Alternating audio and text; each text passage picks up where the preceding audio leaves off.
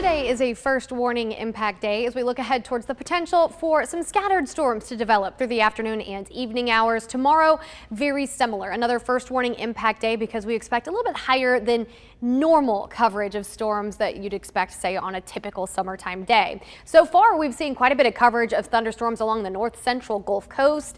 So that's where really all the action has been so far today. But through the afternoon, we'll see a few more spotty storms develop across central and north Alabama. At this point, from our first warning live radar, we've been watching this one small shower here, and it hasn't been moving all that much over the last hour or so, sitting very close to Lakeshore Marina, over Grayton Road, Rock Springs Road.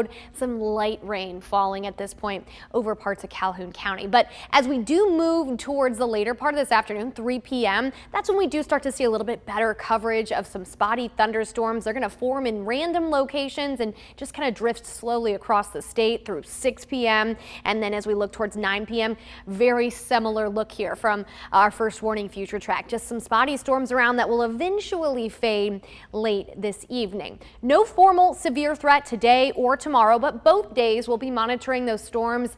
They could briefly turn heavy with gusty winds, heavy rainfall, intense lightning, and because the ground's already so saturated, there is a low chance that if one of those storms kind of sets up shop over you, you could experience some nuisance flooding. Low chance of that through the rest of the day today and also for tomorrow as well. So another day tomorrow with those scattered storms, most likely during the afternoon and evening. Timing it out here, first warning future track. This is lunchtime tomorrow at noon. Some scattered storms develop. They could be on the heavier side. We'll be watching them for intense lightning, heavy rain, and also some strong wind gusts. 3 p.m. still tracking some storms, and then those eventually begin to fade away after about 8-9 p.m. in the evening. And then after that, we are trending drier as we move through the rest of the week. But if you're trying to be outdoors tomorrow, just know it's going to be one of those days where after lunchtime is when you have to start keeping an eye on the radar. Good idea to download the WVTM 13 app. It'll let you know if lightning is near your location. But